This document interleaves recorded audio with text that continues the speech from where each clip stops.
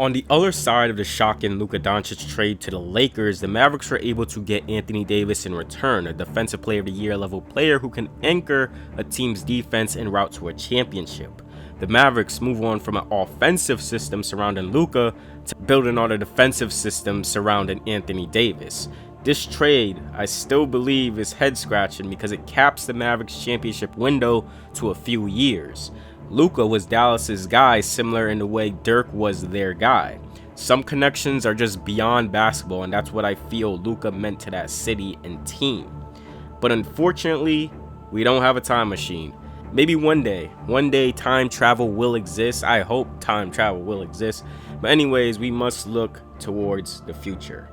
Davis made his debut with the Mavericks against the Rockets 26, 16, and 7 with 3 blocks. And we see the stuff that he brings. Post play, bringing the ball up, handoff stuff, post operations, making kickouts, and even building a connection to Gafford and Lively when he comes back from injury.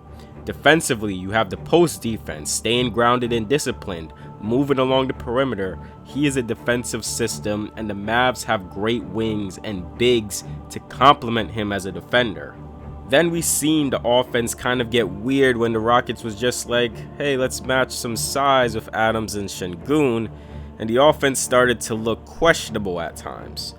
With this trade, Davis will see time at the power forward spot, and one of the biggest questions in the league is why are teams pushing more for bigger lineups more than ever? We've seen it with the Timberwolves of Cat, now seen it on a higher level of Mobley and Jarrett Allen on the Cavs. Bigger lineups with 2 high-level defensive bigs. Imagining Lively and Davis are the starting front court. 2 bigs like that completely shrinks the floor, and you have 2 rim protectors on the floor instead of 1. Davis is capable of being switchable at that 4 or 5 spot. The 5 spot unlocks more of Davis offensively, where he has more space in to attack bigs. It puts more of a strain on him to be a high-level offensive player and high-level defensive player. Davis at the 4 helps a lot defensively, where he is more than capable of defending along the perimeter and defending in switching, drop, or at the level schemes. He is one of the most versatile defenders in the league, and now you can dive into different types of lineups. Championship level teams need lineup versatility. If one team plays this way, well, you could say, hey, you could play that way and I'll counter it with this way. I'll bring out a lineup to counter that. The Mavericks should be excited on what this defense can be, especially adding a Max Christie while also having a Najee Marshall, PJ Washington, who is a physical on-ball defender and also provides help as a rim protector. So in a PJ, Gafford, or Lively, Anthony Davis lineup, you essentially have 3 rim protecting type guys out there. And then you add in Clay and an Omax who is starting to see more minutes and develop, will help as wing defenders. Max Christie is going to be a fan favorite, and already he has been. Some good games with the Mavs already, just as that nuisance defender, getting over screens, active hands, as well as providing spot-up shooting and some ball handling duties. Jason Kidd is one of the best defensive-minded coaches in the league and had coached Davis in that championship win in 2020. Davis's size, length, instincts, recovery skills when beat, and mobility, which makes him able to get out on the perimeter and keep up with guards, makes him valuable. Davis will play next to Gafford for now, who is a great shot blocker, offensive rebounder, and interior defender. Davis complements Gafford as someone who can defend main actions, while Gafford can lurk near the paint and clean up everything. Davis is mobile enough to play at the level and in switches in aggressive defensive schemes, which I think the Mavericks will love to have him in. The pure size and rebounding is also another positive. Davis and Gafford and or Lively on the floor, and then PJ, you have him as a good PJ's a good rebounder. That can wreak havoc on the glass, and I think that poses a threat to teams like OKC, Denver, Houston within a playoff scenario. It's just the sheer size of the Mavericks on the defensive front is going to overwhelm teams, and it's kind of hard looking on paper that this defense just doesn't rise up to a top 3 defense in the league. I think it's kind of just impossible, right? It has to be impossible that this team isn't a top 3 or top 1 defense in the league. There's just too much talent, too much defensive talent, and too much lineup versatility where they can go to. Like if they're not a top 3 defense, it's a failure. This trade is a failure. There's no way you could be below top 3. If you're top 5, it's a failure. Like, this is one of those situations. Yes, the Mavs lost their all-time elite offensive creator, but they still remain to be one of those teams that are just going to be a pain in the arse to see in the playoffs. There's going to be pressure on Najee Marshall, Dante Exum, Jaden Hardy, Spencer Dinwiddie, PJ Washington to be reliable on-ball creators. It can't just be all Kyrie. Dinwiddie has his ups and downs, but he is still reliable to relieve Kyrie, as well as Najee. Hardy is good in spurts. He isn't a high-level decision maker to rely on to give him more usage on ball. He works better as that off-ball, shoot-the-three, attack closeouts type of guy. What does change, however, the landscape of the entire Dallas Mavericks offense.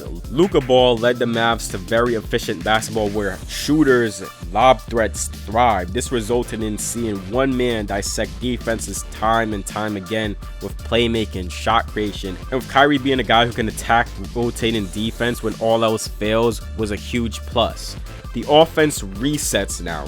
One thing that does worry me is if PJ Washington is shifted to the small forward position. He's primarily an interior scorer. How does the pairing with AD and another big impact the spacing he has to post up wings? PJ is solid as a passer, but I feel like this will now challenge him more as defenses may load up on him if he has it going. But then again, PJ is very capable of attacking closeouts and taking guys off the dribble with his strength. He doesn't have the best handle in the world, but he still can get to his spots.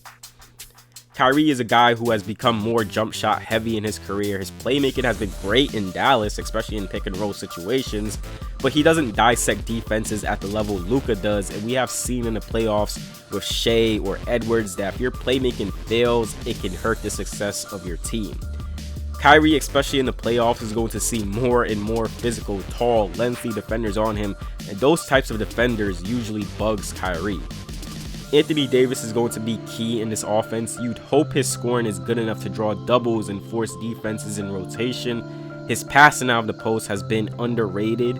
His interior scoring is his greatest asset, as well as being a guy who can virtually catch any type of pass or lob to him. Off of pick and rolls, he's a good catch, get into the defense's body and score. He also has a nice push shot he has been going to within that short mid-range area. The two-man game with Davis and Kyrie will be key. You can't entirely blitz a Kyrie and Davis pick and roll because that opens up shots for Davis on the short roll. Stationing Kyrie or Clay one pass away while Davis posts up a smaller power forward may be key in unlocking the double teams. Running inverted screens, which we saw in that Houston game with other players, especially with a Kyrie screening for Davis on drives, is another element because you don't want to switch Kyrie's defender onto Davis or leave Kyrie open as he spaces for three. Davis and Max Christie already have that inverted connection from their time in LA, so they know how to play off of each other. I do worry how effective a Davis post-up can be at that power forward spot rather than the 5 spot. Defenses may be willing to help off of Lively, and the spacing can get shaky with additional help coming towards Davis. But Gafford and Lively are two of the best vertical spacers that if Davis is able to master lob throws, it may just put pressure on defenses loading up on him.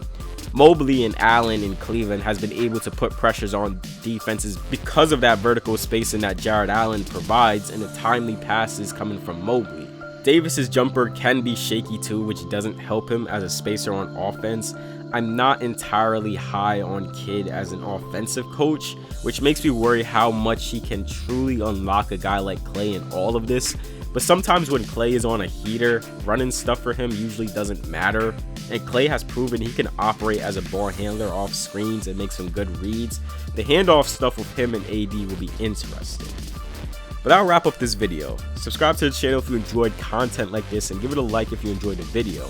Davis to the Mavs have the potential to create an elite defensive squad and route to a championship. But what are your thoughts on Davis's fit?